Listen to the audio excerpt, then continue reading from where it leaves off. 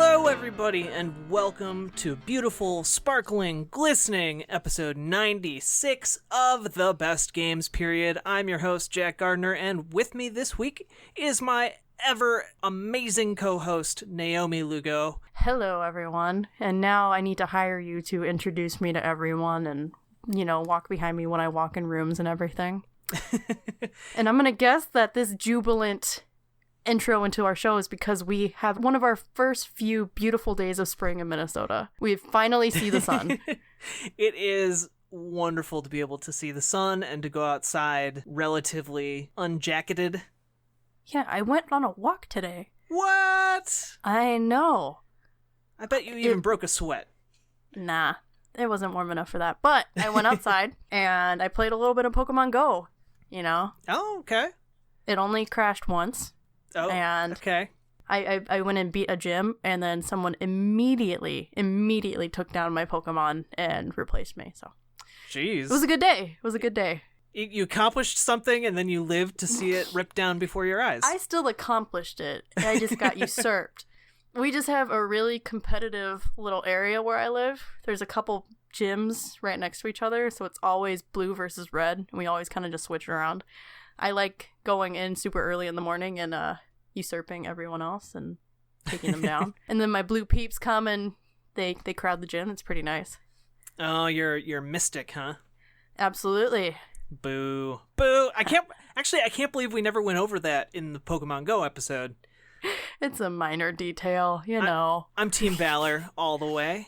Boo. So, hey, you know what? It seemed like the only choice. At least we can both agree Team Instinct can go suck it. Yeah, everyone can. There are never any gyms taken over by Instinct. No. Like, ever. Or Nope. if they are taken down, like, instantly. Right. No shade to Team Instinct people out there. None at all. You're stowing your shade in the shade. No, I've just got seasonal allergies, Oh, yeah. Spring. Yeah. What is that all you've been playing? Have you been playing anything else? No, I've been trying to get through the rest of Far Cry so I can go play God of War. I've been trying to be good. I've played through, like, the first hour of God of War, but then I was like, no, you have to actually finish this game. You have to go do it. I mean, you have to eat your vegetables first. Yeah, because Far Cry 5, when you shoot people with grenade launchers, it's totally vegetables, right? Uh-huh. But, I mean, I've been enjoying Far Cry. I definitely get a lot of the criticism. It doesn't go as deep as we wanted it to, but it's still a fun shooty game with explosions, and you go harvest testicles off of cows, Really? Which, funny story. Oh, no. I don't like where this story is going at all from the context. It's just, it's interesting. So, in the game, there is a testy festy quest, and that is pretty much how it sounds, where people enjoy testicles from cows and they have a festival about it, and the game is set in Montana. So guess who's actually been to a testy fest in Montana? Wait, that's a real in their thing? life? Yes, and I have been to one, and I have had Rocky Mountain oysters before, and this game actually reminded me of that, funny enough. What are Rocky Mountain oysters? That is bull balls, for the uncultured among us. Why did you have those? Because there were signs, how were you convinced? Handwritten signs in Montana. So we decided to go to Testy Fest because none of us had been. So we decided to go, and they were absolutely disgusting. So yeah, I've been to a Testy Fest in Montana. But again, how were you convinced to try those? Because why not? Because they're testicles. Yeah, well, why not? I mean, I only had one. I guess, like, there might be weirder foods. There Not many, but are. there might be. I mean, they're deep fried, so, It doesn't make... I mean, that makes it marginally better. Yeah, because, I mean, they're called Rocky Mountain oysters, so I can't even imagine if people ate them raw. That would just... Ugh. Ugh. Well, I'm glad we started this episode with that mental image. Yeah, so Far Cry 5. Yeah. Bringing back great memories. Well, I've been playing like a weird eclectic group of games, just trying to like get through some reviews I'm working on, and it's one of the weirder combinations of stuff. So I've been playing the Murderous Pursuits beta, which was last weekend, which, if you don't know what that is, it's like a low-key competitive sneaking party game thing where you play as different characters, and the goal is to act kind of like an NPC and to sneak up on your quarry and then kill them and repeat ad nauseum. And it was interesting. Probably not going to do well because it just doesn't seem like there's enough there to hold a full game. Has it been out for a while? No. Or maybe I'm thinking of another game that kind of mirrors that. It just had like a free-to-play beta weekend. It's going to be coming out, I think, in a couple weeks. Okay. But there needs to be more content there for me to go back into it, I think, because I mean, what was there was fun, and my friends and I enjoyed ourselves, but just not quite enough to really capture and hold my attention, especially when there's so much out there right now. Yeah. It's kind of a game that's fun to play while drunk with people a couple times. Yeah. Is that fair? Maybe like 1 or 2 times, yeah. Okay. Especially for a free weekend. I don't know if I'd actually pay to play it. So, kind of take that as my mini review there, I guess. Okay. And review done. And I have only just begun playing a game called Monster Prom. Okay. And it is described as a competitive dating sim at a monster school. So you and like other players can like romance monsters, and the goal is to like find someone who will go to prom with you. They're like drawn kind of in a Steven Universe-y style, maybe Adventure Time style. Sign me all the way up for this game. I would play the hell out of that. It is really cute and funny, and I'm really looking forward to like actually digging in and playing through it all the way. So Monster Prom, I'm not sure how the competitive element works. I think maybe like you and a friend can be like gunning for the same character's affections. I'm not sure if I'll get to see how that works just because I only got 1 key for the game, but I'm interested to figure that out anyway. And then I've been playing The Forest, which did I mention that last time or the time before? Maybe. The Forest is this that game... was a whole week ago, Jack. I mean, our brains are fried on Tuesdays. But it's this game that's been in kind of early access for the last 4 years, and I recently started playing it again because it is supposedly coming out on April 30th, and I want to kind of get the full experience of the game now that it's kind of close to release. And it's been really fun and interesting. Then the basic premise is you are on a plane with your son, and it crashes on this mysterious island that is inhabited by various tribes of cannibals, and they take your son, and for whatever reason don't take you, and you wake up on this plane, and you're just kind of sent off to kind of build a fortress out of whatever you can find out in the wilderness, and then just like kind of explore nearby caves and hopefully one day find your son. There's a lot of grisly clues laying around that hint at maybe a darker thing going on, and I've really enjoyed it so far. Nice. But we're not here to talk about all those games, even though we just talked about them. We're here to talk about Stardew Valley, which is a game that Naomi picked for this week. It released in 2016 for the PC and has since come to a variety of different consoles. And it's going to be on the Switch, or it is on the Switch already.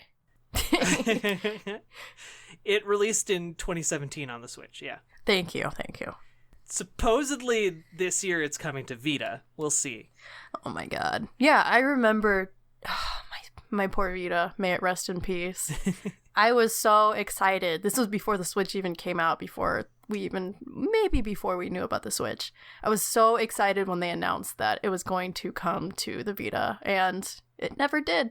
And my Vita died way before that could ever happen, so sad story. It died? Well, complicated story, but yes, rest in peace, Vita.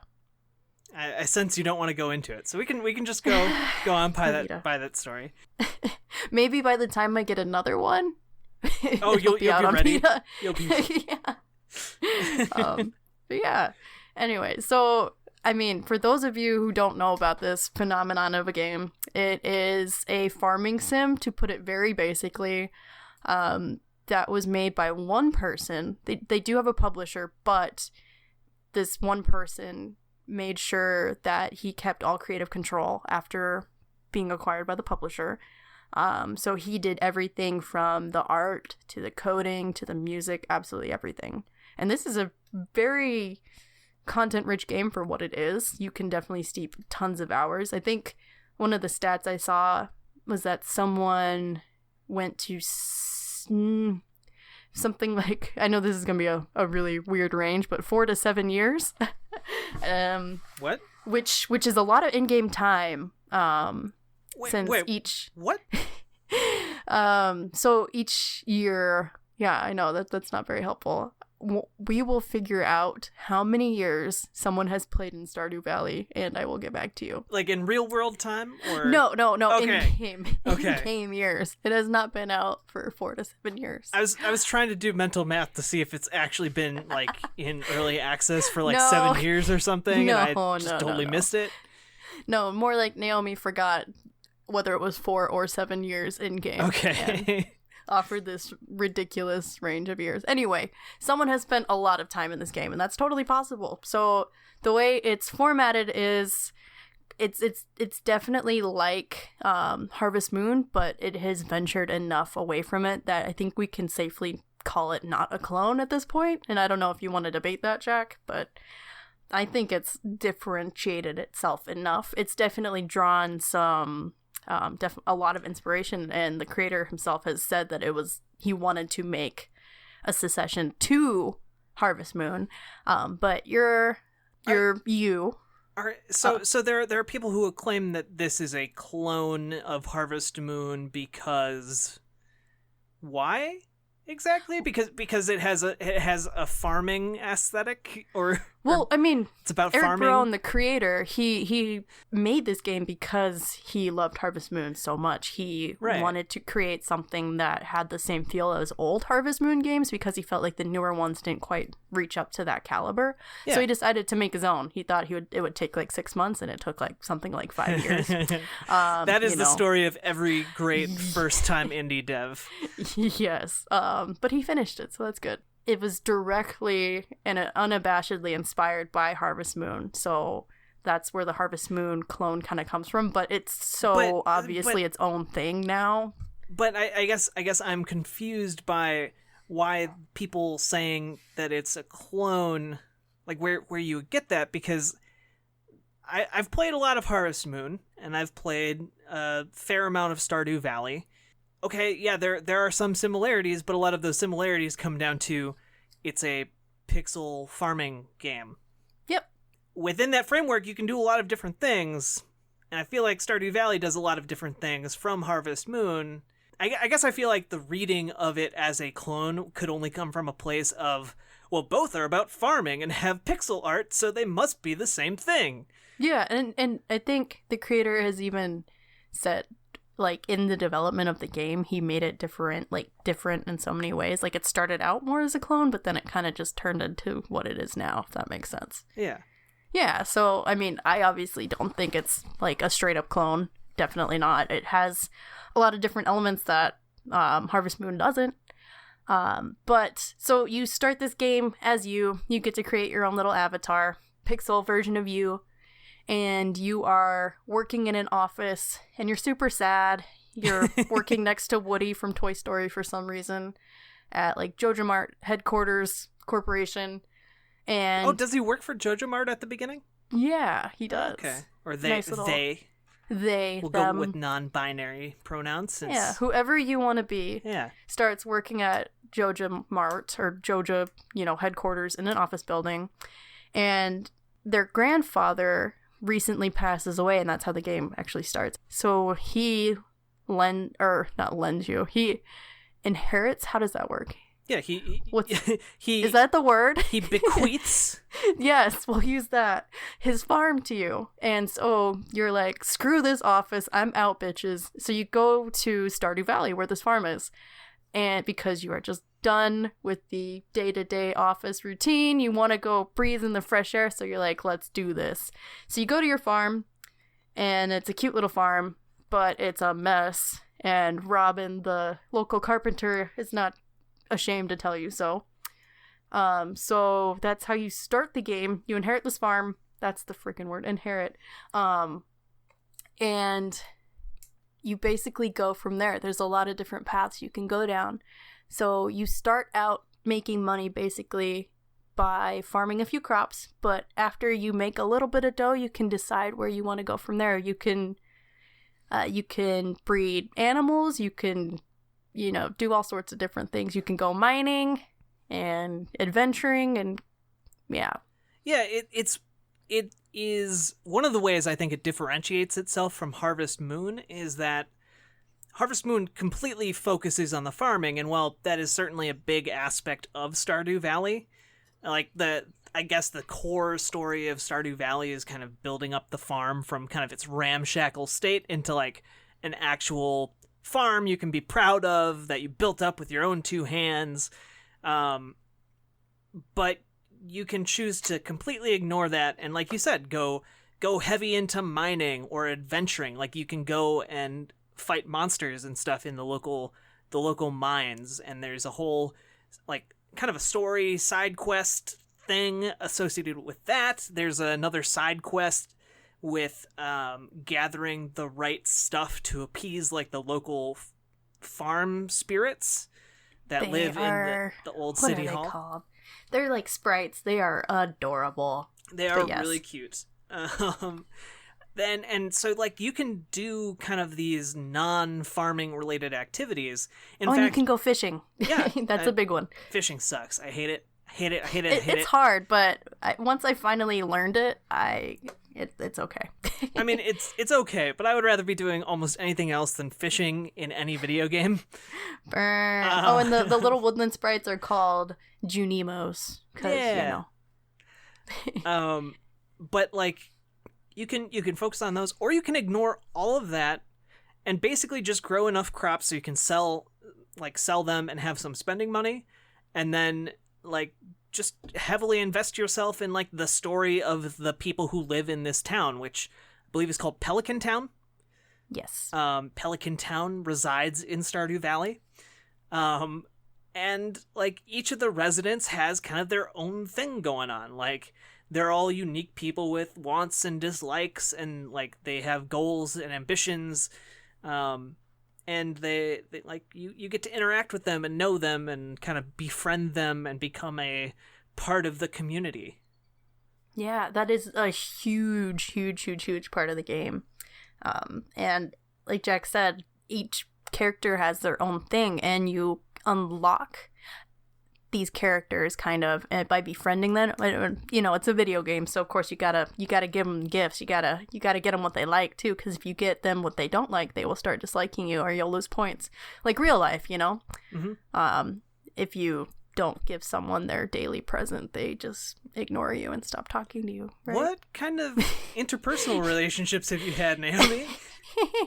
I feel like this is going personal places. So there's a few characters that you can also marry. So there's a marriage mechanic, and you can have them move into your farm, and they have their own hobby, and you can also have children, all that good stuff. But yeah. So what was your favorite part of Stardew? It's a dangerous game for me to play because it's so easy to get sucked in and just like suddenly lose 10 hours of your life.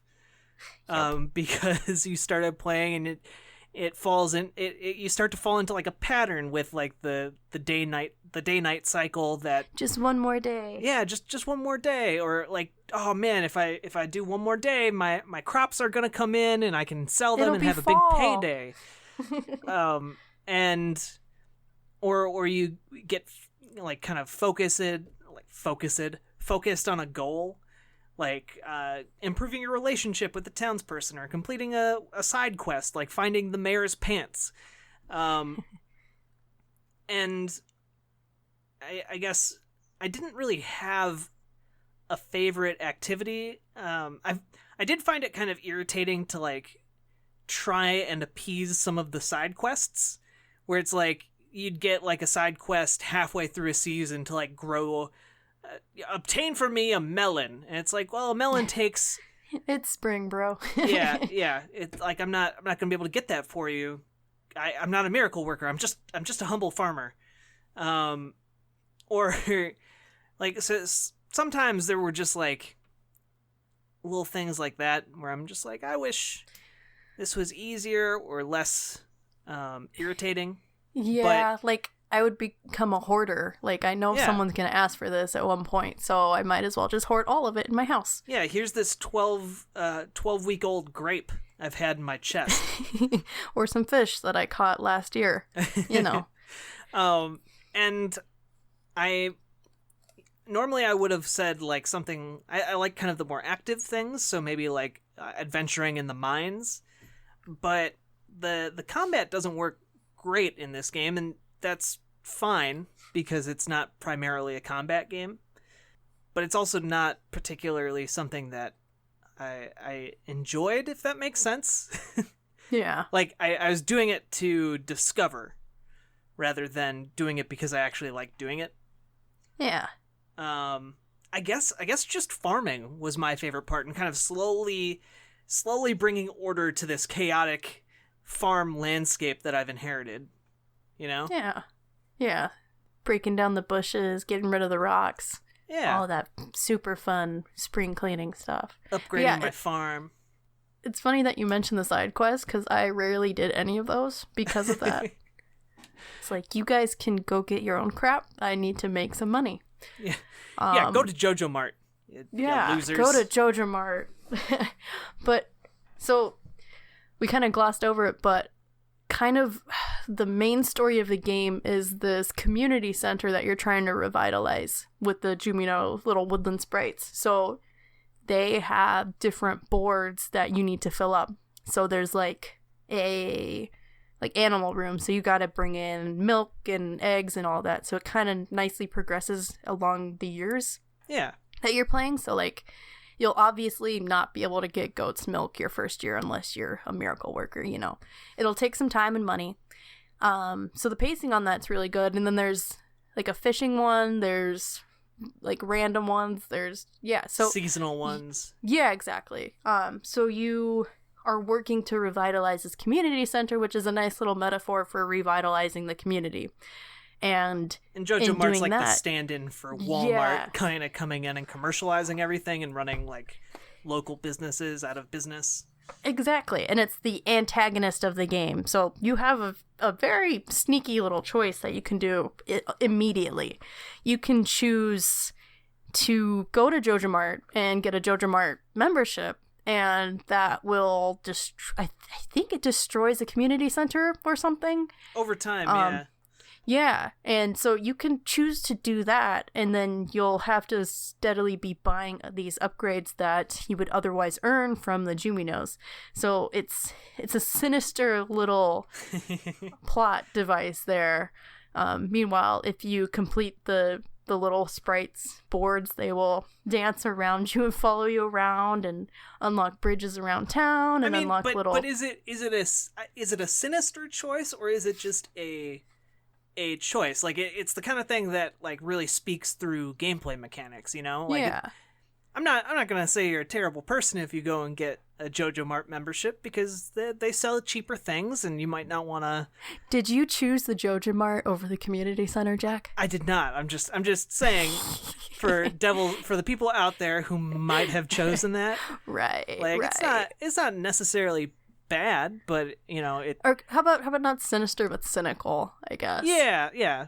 It's the more like, I guess, pragmatic option, because you can get things cheaper at the Jojo Mart, and you know you don't have to mess around with like donating your goods to some random force in the woods. Homeless forest gnomes. That just makes them sound more adorable. That's not making them bad. Oh, there's nothing bad about them. Yeah. But I like that it has something going on.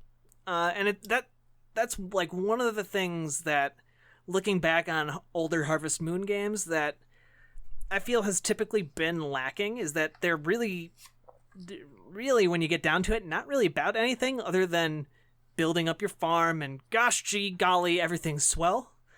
And sometimes it's nice to have a game like that, and Stardew Valley, for the most part, is really like that, but it does have kind of some more adult themes going along through it. Like, one of the prominent members of the community is a homeless person, and kind of like how people treat him is like an ongoing thing in the community. Yeah, and one of the bachelors you can romance, he's an alcoholic, and there's one point where you talk him down from wanting to commit suicide. Yeah. I mean, there's definitely a lot of, and there's real world things, like there's kind of an emo kid who wants to leave town, but they don't do it like the way his character is written. It's not lame. You know, I like the thought that Eric Barone put into all of these characters and the different stories they have. Is it Barone? Or Barone? I think I've said it both ways throughout this podcast. So okay. Just wondering. I was like, I've heard it both ways. Okay. So apologies to you, Eric. I mean, that just means you've covered both your bases now. Yeah. Subconsciously. But yeah, and then there's more magical characters, like there's the wizard on the hill. I mean, oh right. Yeah, so it's kind of random, but I love it. Like, I don't know, who did you choose to romance if you did? You know, I focused so much on farming, I don't think I ever got up to like a super romance level, but for me it was Leah. Okay. I liked Leah. Yeah. Kind of woodsy. Yeah, she's a sculptor in the woods. Yeah. Who moved, I think she like moved from the city to get away from it all or something. I mean, she's kind of like the protagonist, so yeah. That's cool. Yeah, and I romanced Maru, Leah, Abigail, Emily. Oh my gosh, you got around. I did. And it's funny. Speaking of that quickly, you can have multiple partners if you want, and you can also get divorced and erase your partner's memories if you really like to. I never got divorced. Don't worry. These were different playthroughs. Yeah, and then that's horrifying. Also, I know. I think there's like a magical witch that'll erase their memory and stuff. But yeah, I didn't get to go through all of the characters. No, just back up like for a split second. Imagine like your significant other brings you to a creepy witch and it's just like, all right, now she's gonna erase all your memories of me. What? It's like Eternal Sunshine of the Spotless Mind, you know. Let's just get divorced like normal people. But now you won't remember anything about our life together. Yeah, it's a little weird, but you know, if you want a clear conscience, that's what you can do. I don't know. It seems unethical to me. You know, Stardew Valley battling ethics, one character at a time. But yeah, each of these characters has their own story. Even the non-romanceable candidates, they have their own stories to them. Like, there's a grumpy old guy in a wheelchair. His favorite thing is, like, onions, of course. He even has, like, a story behind him, you know? Yeah. I really appreciated the depth that was put behind all of these characters, because while they might not necessarily be the most realistic group, they are tackling different themes, you know, like, yeah, like the alcoholic. He's trying to get himself back together after you romance him and give him a chance, you know, that kind of stuff. So well, and by doing that and adding all that characterization, it provides a much more meaningful and substantial almost reward to putting in the effort to get to know someone and kind of like their likes and dislikes, and giving them, these presents that they like, which takes a fair amount of work. But then kind of unlocking their story is really interesting, and in my opinion, better than just getting like an item, Yeah, definitely. Like with Maru, she's a scientist, and her story, she's building a robot, and this robot becomes like sentient, and she's like confused, like, whoa, I can't keep this robot if he has like his own soul. So the robot like ends up shooting off into space and goes and leads his own life. That was like one of my favorite moments of the game, because I was like, oh my god, what just happened? But it was endearing. It was really sweet, and I appreciated that. Yeah. So what was your favorite part of the game? Was it the interpersonal relationships, or was it something else? Was it fishing? I mean, I definitely appreciated the stories of the characters the most, but in terms of gameplay, it had to be the farming, and not necessarily just like the plants, but building up my farm. Throughout the years, you can do certain things. You plant seasonally, but your first year you're going to struggle a little bit because you haven't unlocked all the nice features like automatically watering sprinklers. That's revolutionary after you get it for the second year. You don't have to do nearly as much work. Or when you unlock your animals, that's of course awesome because you get to have little chickens and rabbits and cows and goats. That's freaking awesome. But another mechanic of the game is your grandfather who dies and leaves you this farm. He will come back, I think it's after the third year. Yeah. And come and rate your farm. And I think he gives you like a star drop or something if you do fantastic, and you get nice little words from him. So that's really cool. Yeah. I just had a point. I totally forgot. Oh no.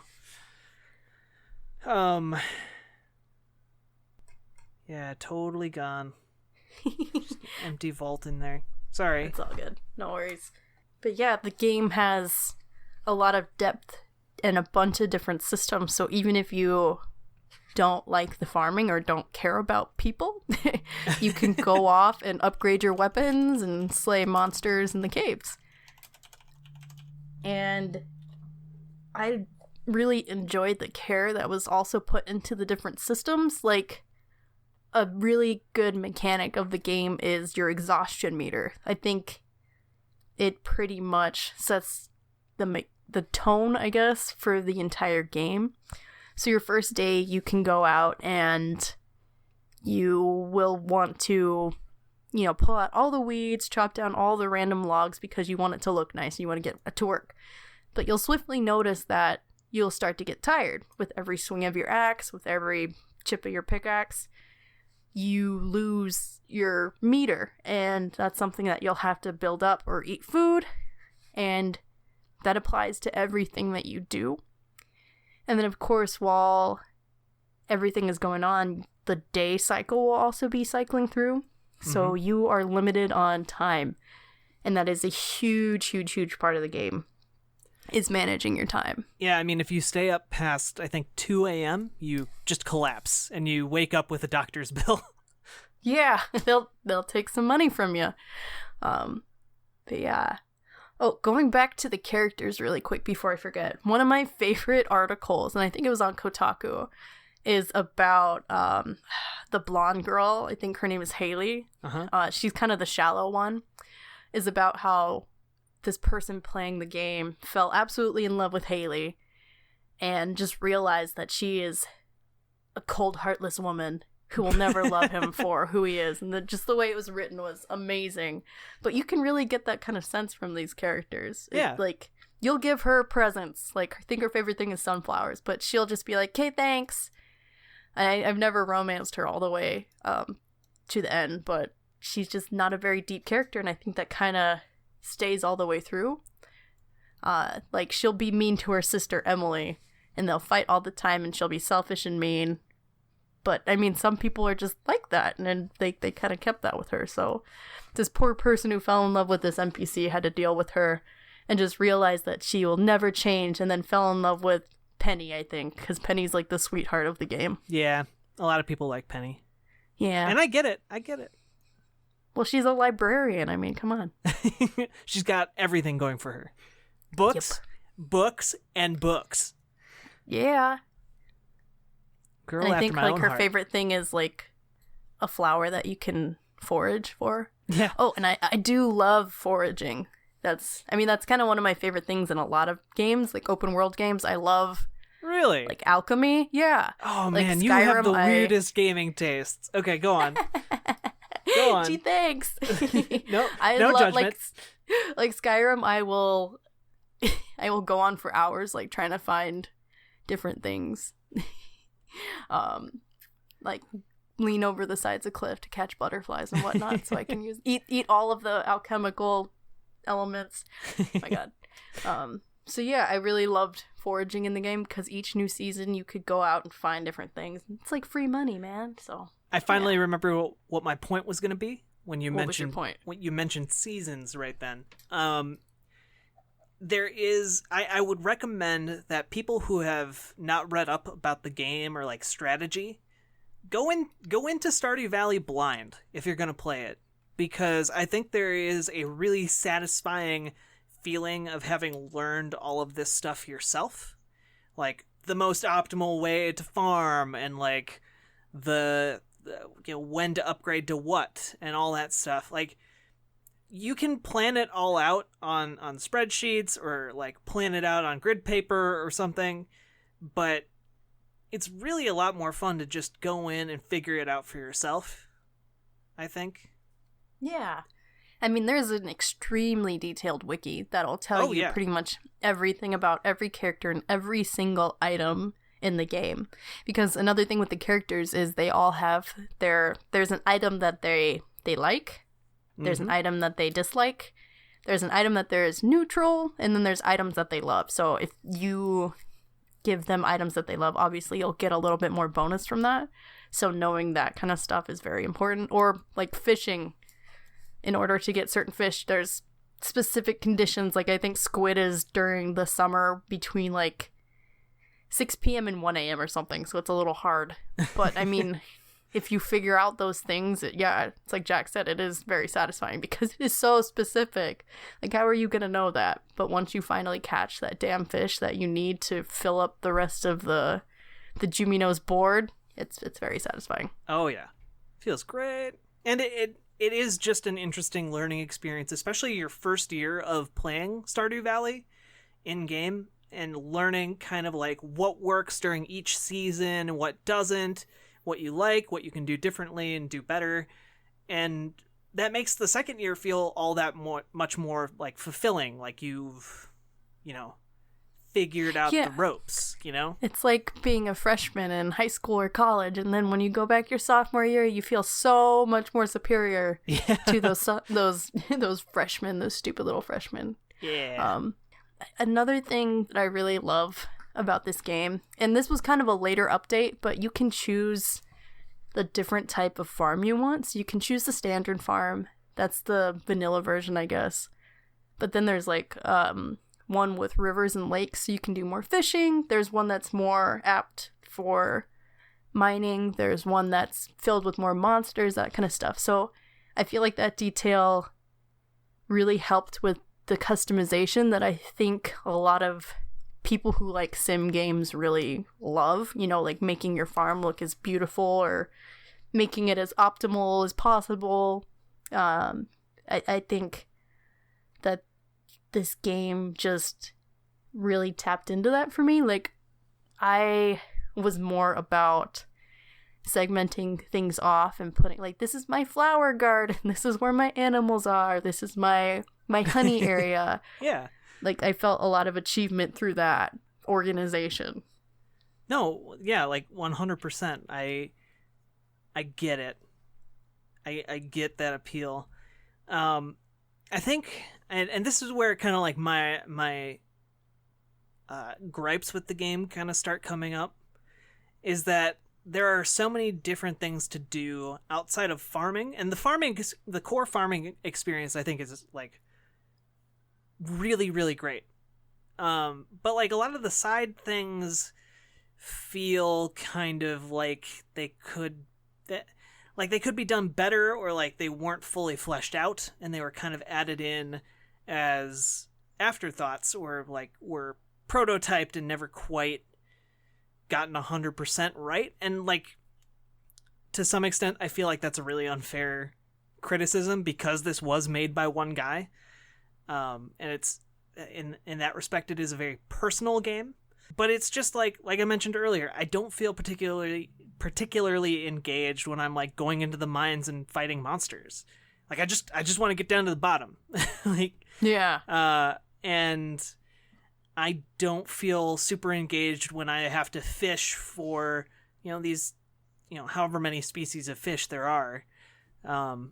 It's not an activity I enjoyed. And so like a lot of these things are kind of like, I guess, sucking up time that I could be spending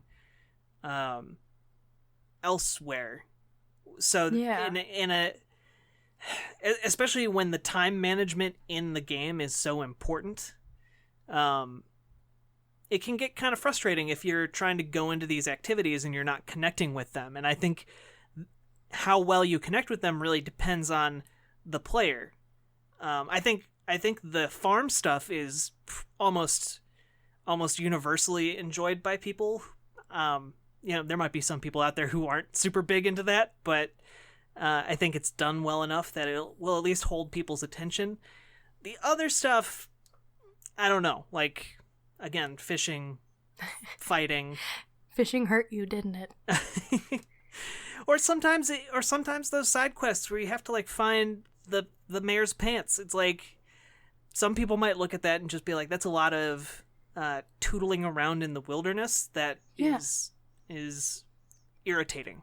Like, I think my first playthrough, that took me, this is going to sound weird, a year, an in-game year, to find that, because I just kind of ignored it because I got frustrated, because I was like, where the heck am I supposed to look for this? And then I think I just happened to talk to Marnie, and like, that just triggered it, because it's in Marnie's room, because, woo, they're totally doing it. But yeah, I definitely see that kind of gripe. It's a game that definitely tests your time management skills, and I know people who find this the opposite of tranquil, like they get really stressed out about this game because they want to go mining and get all that. But I kind of liked that challenge. Like, I knew there were certain days that I should go mining because it would be optimal, like rainy days, because obviously my crops are all going to get watered. I can go into the mines, and I think there's some sort of stat buff from that, like, or there's a fortune teller on the TV that'll tell you if you're lucky that day. So if you have good luck, you want to go in the mines because you're more likely to get more valuable stuff. So I liked finding that right balance. Yeah, I wasn't always really great at it, because the fishing does suck until you really got it down, or just have really good equipment. Like, there's fishing bobbers that'll make it pretty much autopilot to catch fish, but you're not going to know that until you upgrade it, Yeah. But I found that a really interesting part of the game that kind of kept me hooked on it. It's again that one more day. If I just do this one more day, because I know when I boot this up tomorrow, I'm going to forget what I was doing and why I was doing it. Yeah. Because ADD. Okay, so this is, I guess this is one of those games where I feel like, I feel like the popular maybe reaction to this game and us bringing it up as a discussion topic is probably going to be yes. But personally, for me, it is a great game, and I don't want there to be any doubt about that. It is a great game, but I don't know that it necessarily becomes one of the best games, period. And it's hard for me to like pinpoint exactly what things kind of keep it down for me. And I think partly it's those two earlier gripes, because there's a lot of other things to love about this game that kind of make me want to overlook them, but at the same time, like, there has to be a line somewhere, and like not every game can be a best game, period. Like the best But of why? the best, you know? I mean that's a valid question. Like why where should we draw the line? Should we be kind of like strict about what we let in, or should we be more open?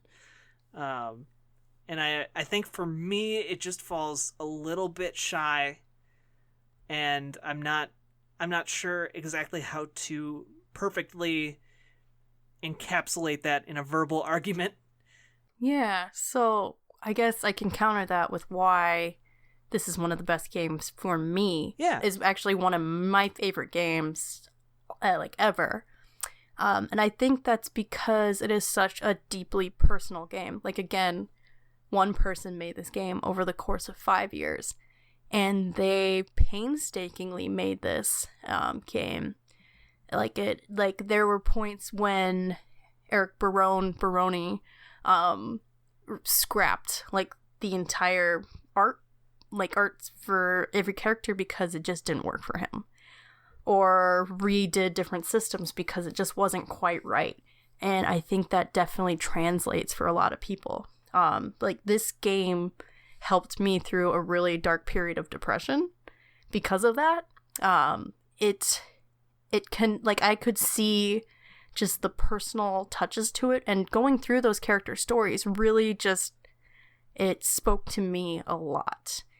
Like, just seeing how much care was put into this game is what makes it one of the best games for me, but then all of the super fun, engaging content in it is what kind of solidifies that. Yeah, and like I see so many people in love with this game, and I wish I could connect with them on the same level.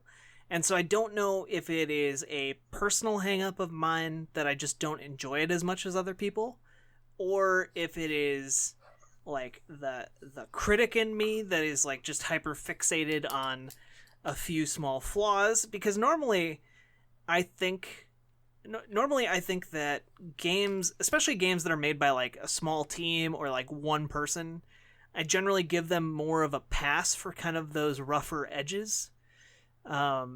Because it is hard to like completely smooth over everything. And maybe I would have a different reaction to this game if I played the multiplayer version of it that's going to be coming out soon.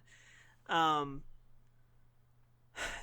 guess one of the things for me is that, and maybe this is why I have a hard time connecting with it, is it released during a time in my life, and it like has kind of continued to be that way, where I don't have a ton of time to pour into it. And so it does require, I think, a lot of time investment to get everything out of Stardew Valley. Oh, definitely. Like, you at least need to invest 2 in-game years to really get the full scope of what this game is. Yeah, exactly. And like that is a lot of time, and for me, I haven't been able to invest that kind of in a sustained period of time. Instead, it's been broken up over, with long gaps between my play sessions. Yeah, definitely. I think that would injure an opinion of the game, because when I play it, it's pretty much obsessive, and it's a rabbit hole game for sure. Well, like, I don't want to play anything else. Yeah, and like for me, that was exactly the problem, and why I actually avoided Stardew Valley when it released for a while, because I knew that if I bought it and started playing it, I would like fall down this rabbit hole, and I just didn't have the time to do that. Yeah. I didn't have the time to be going to bed at like 3:00 in the morning, for an entire week. And so I think maybe it's my issue in how I respond to this game. And I think that's kind of why I'm going to be interested to see how people respond to the polls on this one. That's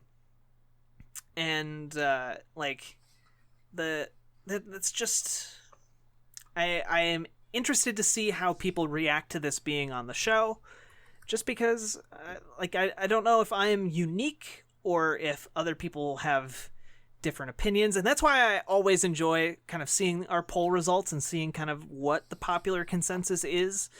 on what I think or what we think that a best games period should be. So, yeah. And I think that's what makes that line you were talking about so difficult, because there is that personal factor that always goes into games. We can try to be as objective as possible, but when it comes to defining these best games, unless they are absolute pillars, and some games are because they've had that time to kind of ruminate, like Super Mario 64, Ocarina of Time, Super Mario 64, yeah, stuff like that. We've had time to reflect on its impact, but games like Stardew, or even more recent or less recent games like Mass Effect, the Mass Effect trilogy, it's kind of tough to see that line differentiated from the personal. So it's something that I think just goes along with every single person, and that makes it tough because everyone's going to have or not have that personal connection to the game, and that's going to be a huge swing factor into whether or not that is one of the best games. Yeah, and I think it's really, and I know we're kind of going off on a tangent, but yep, a meta tangent, but it's one of the reasons why anyone who's trying to sell you game opinions on games can be objective. That's just a load of malarkey. like art is a subjective experience, and how we experience art is a subjective thing. Yeah, it's based on your different experiences that you've collected over your lifetime. I mean, everyone obviously has different experiences. We might have played the same pool of games that a lot of people have in our same generations, but we didn't play them in the same ways. Well, and that's exactly it. And I would even argue that video games as an art form are the most subjective form of art, because not only are we bringing all of our own experiences to the game we're playing, we're also all playing it and interacting with the game in different ways. Like, how any one person plays any game is going to be unique. It is a unique experience. It is a unique thing unto itself. And again, this tangent is going even farther, but that's one of the reasons I thought the ending of BioShock Infinite was really great and really kind of profound. And a lot of people pointed at it and saying that it devalued kind of the entire narrative. But to me, it was a very meta experience of pointing out that we're all playing the same game, but we're all having these vastly different experiences. We're existing in these, an infinite number of these alternate timelines and dimensions. But the core experience is still the same, but we've all made these slightly different decisions and slightly different approaches that make it our own. And so you have your entire subjective opinion that you're bringing there, and then also how that opinion is shaping how you interact with the game itself. And it is a tough thing to then arbitrarily draw a line, which is this the entire conceit about the show is arbitrarily drawing a line between what we think it should be considered a great game and what should be considered an indispensable game that pretty much everyone should play if they want to be a well-rounded gamer. Yeah. Well-rounded person, in fact, because almost everyone on the planet is a gamer. Or can be. Or can be. I am suspicious of anyone who says they don't like games. Yeah, for real. So on that note, what's your final opinion on Stardew Valley? I think it's for me, I think it's a soft no, but it's also the kind of no where I'm like, I'm open to having my opinion changed, either through, playing more of it, because I certainly can play more of it. I don't have a problem jumping back into this game and experiencing, the different things I still have yet to see, or by, kind of seeing the polls and seeing what people bring as kind of like an argument on Twitter, or even just like time itself passing. Like, I might have a completely different opinion on Stardew Valley in like 3-4 years. Who knows? Yeah. So time itself is a factor. Got it. I mean, it is though, because like it shows you how big like the impact the game has outside of just itself. You know? Definitely. I mean, it wouldn't shock me if in 5 years there were several other thriving farming franchises. You know? Or to see kind of Harvest Moon get back to its core roots and like take ideas from Stardew Valley and kind of having this almost Ouroboros effect where I mean it's a genre that I don't think will ever die. It doesn't always have to be exactly this formula, like you get a farm, blah blah blah. I think there's always going to be something to a life sim that has good mechanics to it. There's always going to be an audience for that, especially when it's charming as hell. Nature, management, all that stuff. All that stuff. Animals, flowers, good combo. So you know what my answer is going to be. It's going to be a euphorious yes. You can make a final case for it if you want. I mean, this game is just very deeply personal to me. So that's my argument, is that it was able to connect to the inner Naomi and kind of bring her back to the world, and I owe a lot to this game. So that's awesome. Yeah. So before we end the show, we usually go and we put a poll out that we've been referencing to this whole time. So we were a little late, and we, as in me, was a little late in posting last week's poll. We talked about Super Mario 64, so we asked you guys if you think it is a best game, period. And so far, we have 100% yes, but that is from 3 votes over the course of 3 hours. So that can change. So if you want to keep track of that, that'll be on our Twitter at Best Games Period. If you want to vote there, you can't, because it'll probably be done, or it will definitely be done by the time you hear this podcast. So, yeah. And if you want to tell me how wrong I am, you can also just throw that opinion at the Best Games Period Twitter. So I'm open to that as well. And you can tell me how much I'm right on Twitter. I will never turn that down. But not the other way around. You can't tell me that I'm right and Naomi that she's wrong. Nope. I believe it or not, I did find a couple negative reviews of this game. What? It's true. I was actually kind of shocked that they existed, but they do. People with differing opinions? What? What? Get them out of here. We still don't know what we're calling this section, if we're ever going to call it anything at all. So if you have an idea, throw it our way. Yeah. Let's see. Here is a 0 out of 10 review from Mr. Klops, April 5th, 2016. I'm shocked. Graphics are prehistoric and the 2D sprites are okay, in quotes, at best. Sounds and music are very basic and have MIDI quality. Characters are bland and lack personality. The gameplay mechanics are boring and repetitive. The combat mechanics are ridiculously uncreative. I felt insulted. The gameplay in general lack any depth. Everything is a chore, and due poor time management mechanics, it's impossible to not be stressed by this game, and if you want to gift those bland NPCs, be prepared for more stressful time trying to catch them. And about the story, well, I'm afraid I can't really complete a review because after the first year I stopped playing and deleted this game. Only the thought of going through all this again was too much for me. I can't think of anything but give this game a solid 0. A solid 0. See, now we need to have like a Shakespearean reading of all of these bad game reviews. That would be amazing. Oh. Because there is so much drama there, my goodness. Yeah. A lot of very, very Romeo and Juliet quality there.